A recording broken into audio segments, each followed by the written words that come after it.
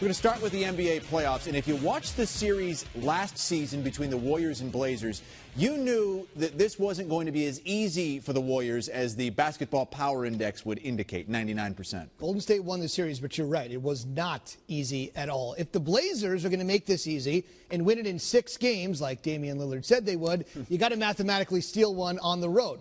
Why not today? They got themselves out to a great start for 3 quarters. The basketball games tend to go 4, and that ended up being the difference. All the particulars, including Lillard in the house, who grew up in Oakland. Would it be a happy homecoming? It normally hasn't been when he's been back with the Blazers. Curry back. A lot of people wondering how he would be with the insertion of Durant and how Durant would fare in his first playoff game with the Warriors. Answer in the first half for both, pretty darn good.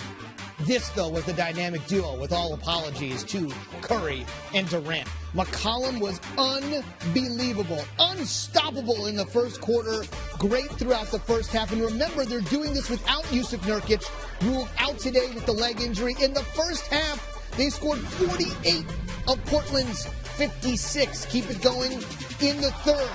The Warriors' defense, there's no words to describe how good it was, especially Draymond in and around the rim. And then that way off the mark. But look at JaVale. Take that shot. He can do something good. Curry from downtown. The sequences in this game back and forth, it was sloppy but exciting. Not the world's greatest executed basketball, but still something to marvel at. McGee with the block. Back the other way. Here comes Curry. The dish. KD. And that's why they got him. They fell short in Game 7 a year ago, but with him in the stead, it could be different. As I mentioned, the Blazers hung tough through 3 quarters, but in the fourth, just a little bit too much from the Warriors. Draymond's line was a sight to marvel. We'll talk about that in a second. Look at that block! He had a couple of those, Chris. And he only had 2 all season. 2 blocks on dunks all season. 2 in this game. Unbelievable. Durant to the rack and finishing. It just got to be a little bit too much. You started to realize why this was a 1-8 as that block led the sequence, finished the other way by the Warriors, and they would end up sealing it here. Game 2, Wednesday night. Portland will be in a 1-0 deficit, and Steve Kerr loves what he saw today. It's a great game. It was, to me, the perfect way to win Game 1. You get a real taste for what you're up against. You take a really good punch from your opponent. You see how good they are, but you're able to, overcome everything and still get the win. So I like it. 'Cause that spirits us as well. You get a play like that, and the entire crowd goes nuts. Or one of the worst feelings is when you do this and no one stands up, but they were there every time for us, and it gives us energy as well, and continue to do it and do more. And all of a sudden we hit a shot and they're going crazier. And then we come back down, get another stop, and they're even louder. And, that helps us out a lot. Did McCollum specifically say something to you after you missed that huge dunk attempt? Looked like he was gesturing to you a little bit. Yeah, he told me I need to do more calf raises. No, but we were talking back and forth the entire game. But that's, that's just a part of the game. I'm not sure you want to talk junk to Draymond Green after this stat line. I mean, he had 12 rebounds, team high, you bet, 9 dimes, 5 blocks, which we saw a couple of those in the highlights, and 3 steals. He did it all. Tremendous. Terry Stotts and company now find themselves, as I mentioned, in a 1-0 hole against the 1 seed. We need everybody, and guys have to be ready to make shots. They're a good help defensive team, so when the ball's swung out, they got to be able to take advantage of those opportunities. But, yeah, Dame and CJ, if they get 80 between them, we still need to score another 40 or 50 somewhere. I think to beat the Warriors, we're going to have to maybe make that extra pass more often and be able to depend on guys more often to allow them to have that type of success so we can actually beat them. We have a huge game. I think that gives us the opportunity to stay in the game, but to get over that hump and beat them, we got to make those plays and give guys more opportunities so we can have them as well on the offensive end. Just simply too much. You get these guys to have the games of their lives, and Stott says, I need 40 or 50 more from other guys. Today was a real indicator about how big of a force Nurkic was. We'll see if he's out there for Game 2. Live coverage with Curry and company here on SportsCenter. the game ratchets up when, you know, you get to the playoffs. So, you know, I definitely felt good out there. You know, I didn't worry about, you know, me not playing 20 games, you know, in the regular season. I just tried to go out there and be me, and physically I felt great. I felt in the flow of the game. You know, I knocked down some shots, and, you know, so I felt great. I'm glad we got a tough W. Question for both you gentlemen. Ryan Leong, Associated Press Radio Network. McCollum and Lillard combined for 75 points out of the 109, so the rest of the team only scores 34. How critical was it the fact that you guys were able to keep everybody else off the score sheet, basically? I mean, that's definitely a key to have everybody on a string, and when they got it going, you know, hitting tough shots in the first half. Some of them you just got to live with. We played great defense, and they were just able to finish. But like we talked about, over the course of 48, you try to just wear them down. And then when you get the ball out of their hands, everybody's rotating, flying around. The way that Draymond protected the rim tonight was amazing. The way JaVale and D. West came in and impacted the game on the defensive end.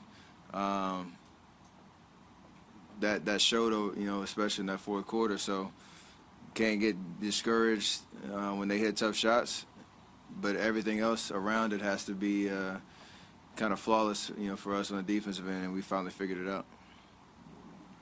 So, Katie, during the third quarter, you had Chelsea, the trainer, check on your leg or feet. Is there something new or something concerned? Or No, I'm cool. Phil Barber, Santa Rosa Press Democrat. Every defensive stop is valuable, but Kevin, when Draymond or JaVale comes up with a big block, what does that do for you and for the team? I mean, it's huge for us, you know, especially at home. You know, the crowd feeds off of that. We feed off of it. You know, when we get out in transition, that's when we're best, you know. And JaVale and Draymond and D. West, like Steph said, we're great for us, protecting that rim and being up on the pick and rolls, especially in the second half. So we're going to need that for the rest of the series. These guys are tough to guard, and the bigs are they're key, you know, especially when they run so many pick and rolls and pin downs and flares. It's good that, you know, we got veteran guys that know how to play, but also really good at communicating. So, you know, we're gonna need everybody to, on the defensive end, like you said, be on the string, and, you know, we'll be fine. Mark Spears, the undefeated. Kevin, has it got to the point now where mentally and physically you're not thinking much about your injury? No, I'm good. You know, I felt great. You know, coming into the game, all game, I felt good. So I just try to lock in on what we need to do, the game plan, and just try to execute it. That's my main concern. Kevin. All right, Antonio Davis, part of 9 different playoff teams throughout his career, joining us here on SportsCenter. 9 different ones. How about that? I didn't know that. Went on the Wikipedia and then cross-referenced at Basketball Reference. Let's talk about first. We're going to get to Draymond because we know what a force he's been, but it was a 2-man show for the Portland Trailblazers. Last year, that got them 1 win in this series, but they, like this game today, really pushed the Warriors to the limit in just about every game. These two can do it, but how do they get help from some other guys? You know, the one thing that happens there, obviously, you know, they're going to have an incredible game, but other guys just have to be ready when that time comes. And it is about knocking down shots, but it's about making that next play. And I think a lot of times you get wooed into just kind of watching Damian, watching CJ, and you're just kind of standing around. Where I think CJ and Damian is going to have to do is throughout the game, you know, force the other guys to step up and get in that same rhythm that they're in, and hopefully it lasts over 48 minutes, because they can play at a high level, maybe for clips of 10 minutes here, 15 minutes here, 5 minutes here, but for 48 minutes, like Steph said, we're going to try to wear them down. So they're going to have to be point in times where, you know, maybe they trust a guy to take a shot that, you know, that maybe they shouldn't have taken. Who's the third person that should step up? I mean, the number 3 guy after CJ and Dame that could step up and become a star in this series. You know, I don't know if it's a guy. It's just going to be filling in rhythm. Okay. You know, is it going to be Harkless? Is it going to be Al-Farouq Amino? Whoever it is, they're going to have to get in a rhythm with them, not just, you know, wait until it's time to get in that rhythm, I think is what I'm trying to say. But these guys still, you know, they're capable. You know, if Golden State didn't have that kind of defensive second half, this game would have been a little bit closer. Portland needs some help, and help is a great word when it comes to the Golden State Warriors, because that help defense is Draymond Green's bread and butter, and he talked about that afterwards with our Lisa Salters. I'm our ultimate help man at all times, so I tend to sink off a bit. And, you know, we have two guys on Damian and CJ at all times, so I can come weak side and they don't see me. I sneak in there and get a couple blocks. So the help defense, which is not anything sexy to talk about. I mean, you can look at his stat line, and there's a lot of things that jump out there, including the just one turnover from Draymond Green. But what did you see from that help defense that helped them win this game one? You know, a lot of times that first rotation is pretty obvious. If a guy gets beat, you're coming to help. It's that second guy coming to help then again, either protecting the rim, getting a charge, getting a tip, getting his hand on the ball. He's constantly pursuing Damian and CJ all the time. It's like, okay, somebody else is going to have to beat us. At times, he's not even worrying about his guy. I think they, you know, purposely put this defense in that way. We're going to keep two guys on Damian and CJ.